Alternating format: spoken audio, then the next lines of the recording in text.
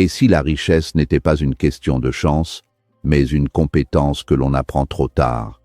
Pourquoi certaines personnes semblent comprendre l'argent très tôt, pendant que d'autres passent leur vie à courir après? La vérité est simple. Le succès financier n'est pas un événement, c'est une discipline. Et plus vous l'apprenez tôt, plus votre avenir change radicalement. Inspiré par la philosophie de Tony Robbins, ce message pourrait transformer votre façon de voir l'argent pour toujours. Restez jusqu'à la fin, car la 5e leçon est celle que la majorité ignore, et elle change tout. Leçon 1. La richesse est une psychologie avant d'être un chiffre.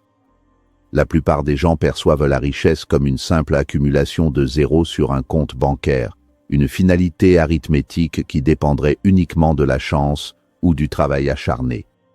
Pourtant, la réalité est bien plus subtile. L'argent n'est que le miroir de votre monde intérieur. Avant d'être un montant, la prospérité est un état d'esprit, une fréquence mentale sur laquelle on choisit de s'accorder.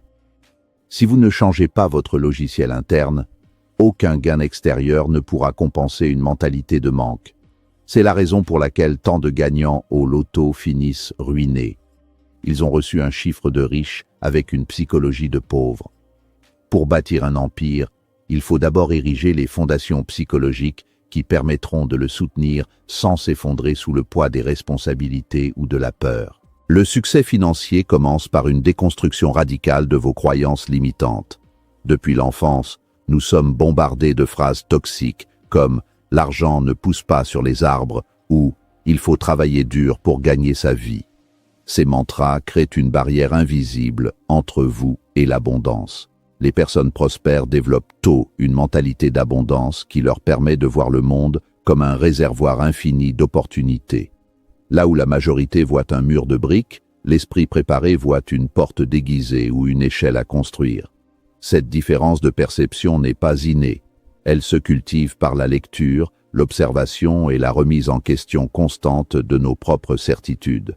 Il est crucial de comprendre que l'argent est un amplificateur de personnalité.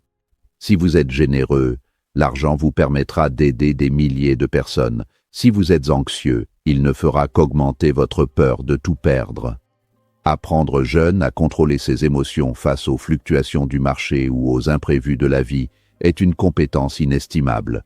La maîtrise de soi est la véritable monnaie du XXIe siècle. Celui qui sait rester calme quand tout le monde panique, celui qui sait différer la gratification immédiate pour un objectif plus grand, possède déjà les clés de la richesse. En maîtrisant votre psychologie, vous ne vous contentez pas d'attirer l'argent. Vous devenez quelqu'un capable de le conserver et de le faire fructifier avec sagesse. Enfin, la psychologie de la richesse implique de passer d'un mode de consommation à un mode de création. La majorité des gens pensent à ce qu'ils peuvent acheter avec leur argent, tandis que les esprits riches pensent à ce qu'ils peuvent bâtir ou aux problèmes qu'ils peuvent résoudre. Cette transition mentale est le point de bascule vers la liberté. Lorsque vous cessez de courir après le chiffre pour vous concentrer sur la vision, le chiffre finit par vous poursuivre de lui-même. C'est l'un des paradoxes les plus profonds de la finance. Plus vous détachez votre identité du montant de votre solde bancaire pour vous concentrer sur votre croissance personnelle, plus les résultats financiers deviennent spectaculaires et naturels. Leçon 2. Les habitudes façonnent votre futur financier. La richesse est rarement le fruit d'un événement isolé ou d'un éclair de génie soudain. Elle est presque toujours la sédimentation de milliers de petites décisions invisibles. Nous sommes ce que nous répétons chaque jour. Une personne qui gagne des millions mais possède des habitudes de dépenses compulsives finira inévitablement dans l'impasse, tandis qu'une personne aux revenus modestes mais dotée d'habitudes d'investissement rigoureuses finira par surpasser les prévisions les plus optimistes. Le destin financier n'est pas écrit dans les étoiles, il est gravé dans votre routine matinale, dans la façon dont vous gérez vos premiers euros et dans votre capacité à maintenir une discipline de fer sur le long terme. Développer des habitudes solides commence par la systématisation de l'épargne et de l'investissement. L'erreur classique est d'attendre la fin du mois pour voir ce qu'il reste à mettre de côté. Les gagnants appliquent la loi du « se payer en premier ». Avant même de payer le loyer ou les factures, Ils allouent une portion de leurs revenus à leur futur moi. Cette habitude, même pratiquée avec de petites sommes au départ, crée un élan psychologique puissant. Elle transforme l'épargne d'une corvée privatrice en une stratégie de conquête. Avec le temps, cette discipline devient une seconde nature et l'accumulation de capital se fait sans effort conscient, porté par l'inertie de l'habitude. Au-delà de la gestion monétaire, l'habitude d'apprendre est le moteur caché de la réussite. Les millionnaires lisent en moyenne 2 livres par mois, non pour se divertir mais pour acquérir de nouvelles perspectives. Faire de la formation continue une habitude quotidienne est le meilleur investissement que l'on puisse réaliser. Que ce soit une heure de lecture, l'écoute d'un podcast spécialisé pendant les trajets ou la participation à des séminaires, cette accumulation de connaissances crée un avantage compétitif injuste. Le savoir est le seul actif qui ne peut être taxé ni volé, et sa valeur augmente de manière exponentielle lorsqu'il est combiné à une action régulière. Enfin, il faut comprendre que la discipline est infiniment plus puissante que la motivation. La motivation est une émotion éphémère qui disparaît au premier obstacle ou par temps de pluie. La discipline, elle, est un système qui fonctionne même quand vous n'en avez pas envie.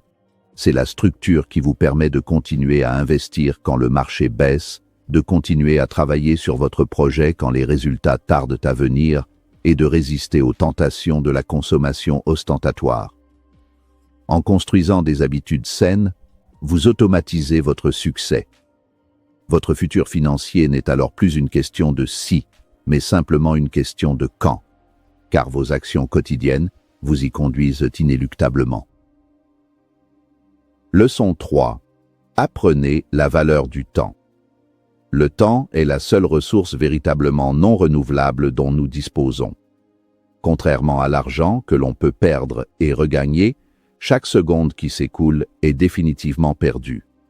Dans le domaine de la finance, le temps possède une propriété presque magique. Il transforme les petits efforts en résultats colossaux grâce au mécanisme des intérêts composés.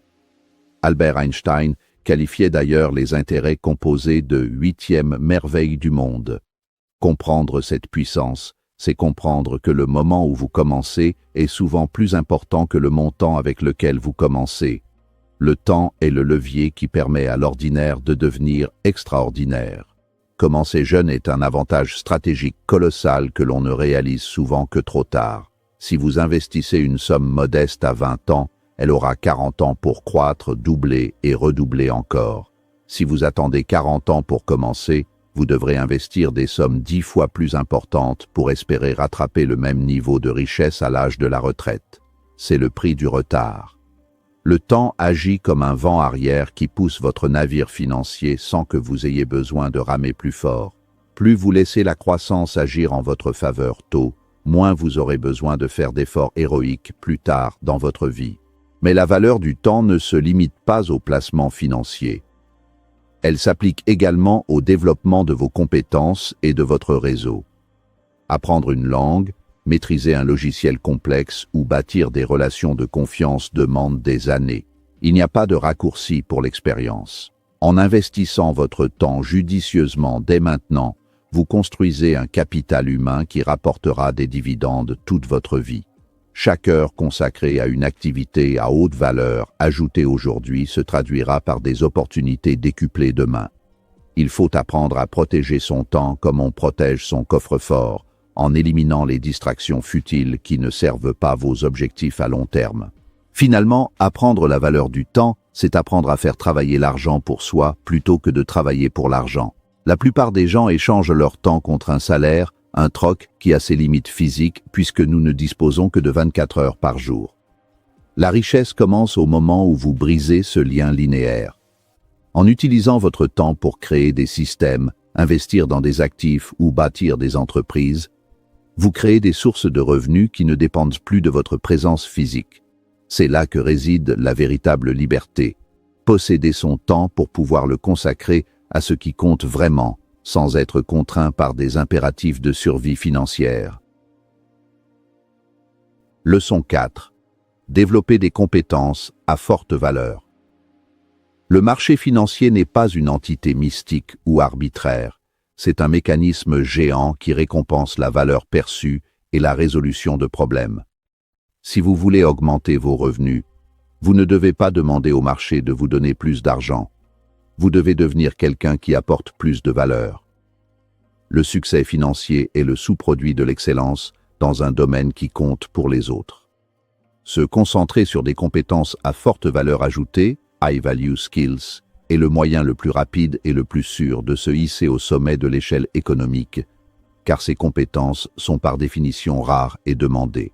Parmi ces compétences, la communication et la vente sont absolument fondamentales. Peu importe à quel point votre produit ou votre idée est géniale, si vous ne pouvez pas convaincre les autres de son utilité, vous resterez dans l'ombre. Savoir vendre, c'est savoir servir. C'est comprendre les besoins d'autrui et proposer une solution adaptée. De même, la capacité à diriger et à fédérer des talents autour d'un projet commun est une compétence que le marché paie très cher. Un leader est un multiplicateur de force. Il transforme l'énergie individuelle en une puissance collective.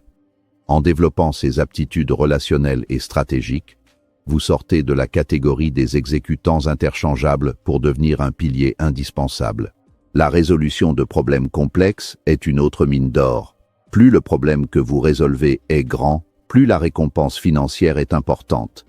Les personnes qui se contentent de suivre des instructions sont payées au tarif minimum. Celles qui savent identifier des inefficacités, optimiser des processus ou inventer de nouvelles solutions captent la majorité de la valeur créée. Cela demande une pensée critique et une curiosité insatiable. Il ne s'agit pas seulement de travailler dur, mais de travailler sur les bonnes choses. La question centrale que vous devez vous poser chaque matin n'est pas « Que dois-je faire aujourd'hui ?», mais « Quelle valeur puis-je apporter aujourd'hui qui n'existait pas hier ?» Enfin, l'acquisition de compétences techniques de pointe, couplée à une vision stratégique, crée ce que l'on appelle un talent stack ou empilement de talents. C'est la combinaison unique de plusieurs compétences qui vous rend inclassable et irremplaçable.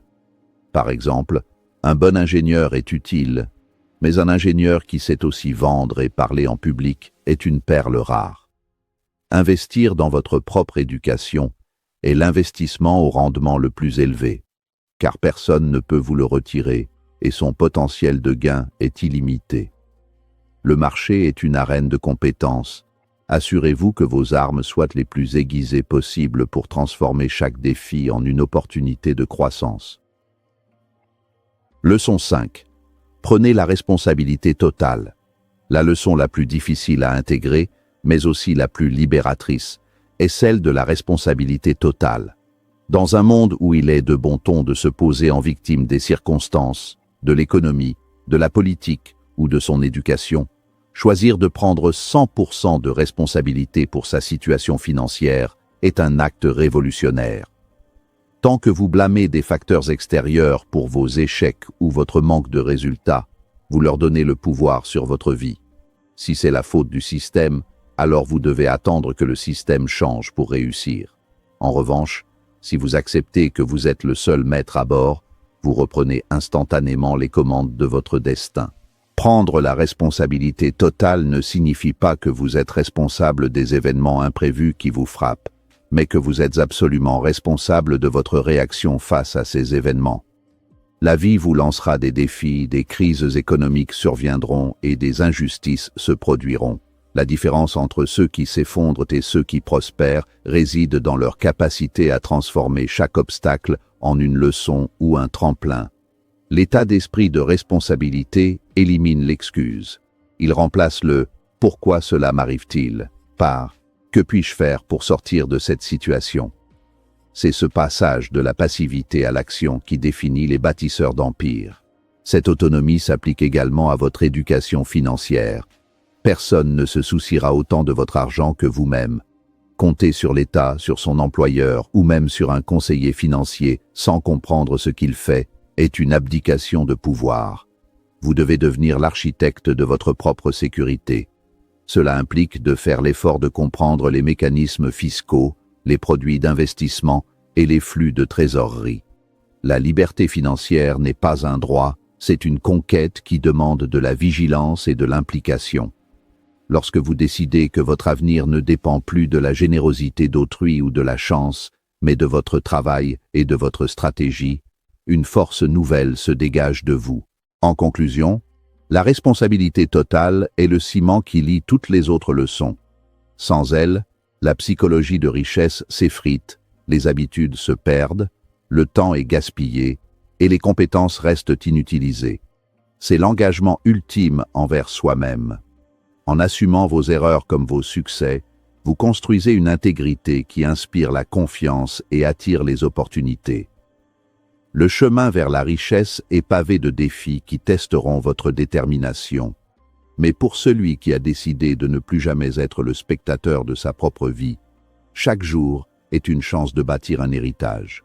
Le pouvoir est désormais entre vos mains. À vous de décider ce que vous allez en faire dès aujourd'hui. Le succès financier n'est pas réservé à une élite. C'est une compétence. Et comme toute compétence, elle s'apprend. Mais ceux qui l'apprennent tôt jouent avec un avantage que le temps amplifie. La question n'est plus « puis-je devenir riche ?» La question est « quand vais-je commencer à apprendre cette compétence ?»